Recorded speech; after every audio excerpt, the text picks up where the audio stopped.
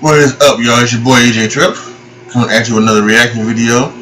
And in case you have not seen yesterday's video, you're wondering what's this thing in the back. Well, this is my new bed, couch bed actually. Exactly, you can fold up to your couch. Maybe in a couple videos later, I'll put it up so that you can see it. I just wrote out a bed. And I wanted to do some videos today, so that's why it's still down. So I said I want to do some videos. Let's go to it. This one is Hysterical Comedies that completely flew under the radar. So and I first thought maybe that this was television shows, but I think it might even be movies. It might even be movies when they're talking about here. So let's go ahead, let's check this out, and let's see if we agree or not.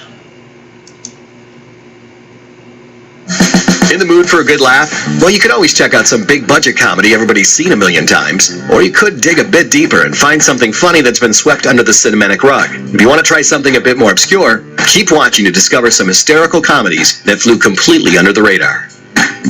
After Hours. In 1985, legendary director Martin Scorsese created one of the weirdest comedies to ever come from a mainstream filmmaker, an oddball movie called After Hours. Griffin Dunn plays a guy named Paul Hackett who just wants to get a ride home after a date in New York City. But instead, he finds himself lost in the twisted Wizard of Oz universe version of the Big Apple, where everyone else seems to have gone completely bonkers. It all plays out like an eerily funny fever dream or some long-lost Lewis Carroll novel where there are no rules and you should avoid everyone you meet because they're all stark raving mad. With Nail and I. Comedy isn't always just about the laughs. For proof, look no further than 1987's With Nail and I, a dark British comedy that reeks of weed, wine, and desperation. Paul McGann and Richard E. Grant play two struggling actors who take a vacation in the country to get their heads straight.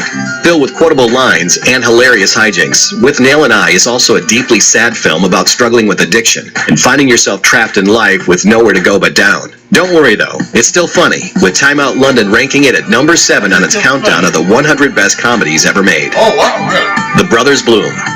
Rian Johnson is best known for films like Brick, Looper, and Star Wars: The Last Jedi, but he's also responsible for the criminally underrated comedy The Brothers Bloom, a delightful romp full of confidence schemes, double crosses, and a lot of nitroglycerin.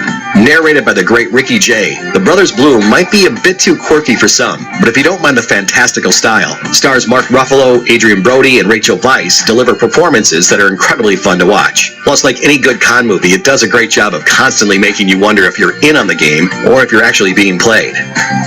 MacGruber.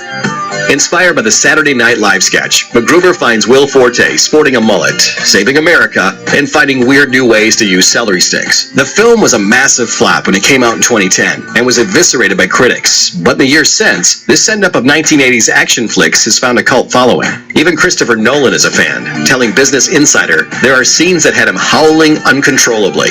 Raunchy, bloody, and stupid in equal measures. This one is simply classic MacGruber. Who's first?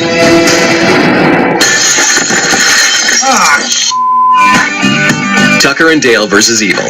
If the horror genre has taught us anything, it's that you can't trust a hillbilly. It seems these backwood bumpkins are always looking for preppy kids to chop into tiny pieces, right? Well, 2010's Tucker and Dale vs. Evil flips this idea on its head, turning the mountain men into lovable lugs just trying to help a group of vacationing college kids who are so terrified by horror movie stereotypes about rednecks that they keep accidentally killing themselves. Not only is Tucker and Dale vs. Evil hilarious, it actually has an important message. Good job, guys.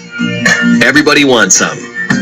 Directed by Richard Linklater, 2016's Everybody Wants Some has been hailed as the spiritual sequel to Linklater's classic Dazed and Confused. Set in 1980, the film follows a group of college baseball players in the days before class starts. There's not really much of a plot, as the film focuses instead on the relationships between these jocks. Competitive dudes who spend their days guzzling beer, battling each other, and bonding over ball games. It's extremely funny, while also examining the mechanics of American masculinity. What am I thinking about?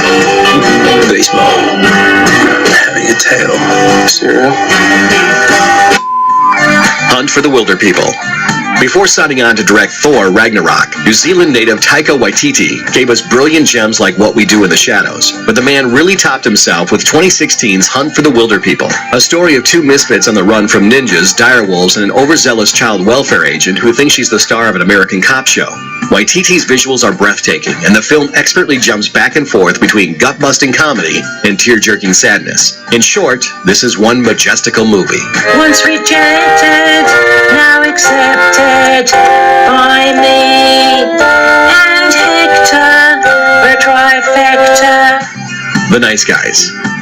Written and directed by Shane Black, who redefined the buddy cop film with Lethal Weapon, 2016's The Nice Guys is one of the best entries in the genre in recent memory, with stars Ryan Gosling and Russell Crowe bouncing off each other like bloody, boozy versions of Laurel and Hardy. Whether they're getting into gunfights, interrogating witnesses, or discussing near-death experiences involving Richard Nixon, Gosling and Crowe make the perfect comedy team. And really, we totally wouldn't mind seeing these actors reunite somewhere down the line. That would actually be pretty nice, guys.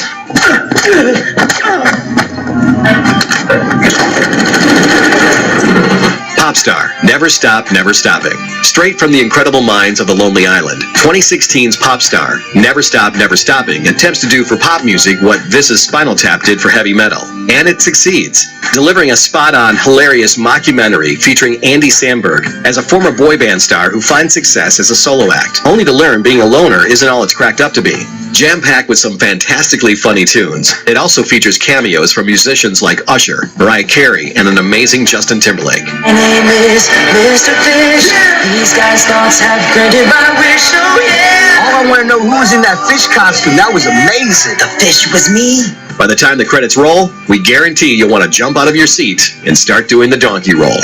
Thanks for watching. Click the looper icon to subscribe to our YouTube channel. Plus, check out all this cool stuff we know you'll love too.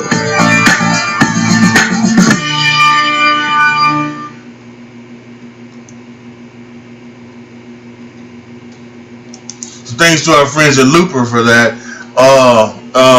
I think I've seen MacGruber. MacGruber was actually, I think, a pretty lot funnier than they thought. It did get panned and everything like that, but yeah. I agree with if I had not seen Popstar, people do say that Popstar movie is incredible, and a lot of the other movies I hadn't even heard of. And then I think with everybody that fucking mustache, I don't know what's. Well, whatever. All right. Is there any that you think that they missed? I'm trying to think about for me. I watch a lot of movies and things like that. And I think one of them is I don't even know how bad it was, but it's a movie from back in the day, and I didn't forget it right now. But and I know I will.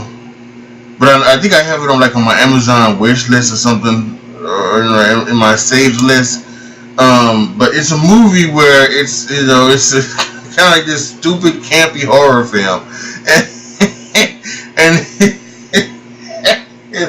it's totally funny. The killer, he's like talking to himself and everything like that, and at one point he's trying to kill somebody, and he's just stepping in all types of bubble gum, and he says, "I want to kill the kid with the gum."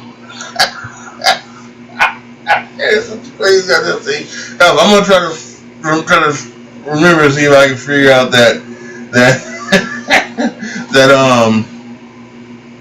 name of that movie. Oh, all right, y'all. Put your comments down below. Tell me what you guys think. Again, do you think did they miss any? Do you have any favorites that are like the underground comedies that are just funny as shit? Post it down in the comment section down below. Like the video, share the video, subscribe to the channel, and as always, thank you so much for watching. This is your boy AJ Tripp signing off. As always, be good to each other, y'all. Be careful out there, and I am out.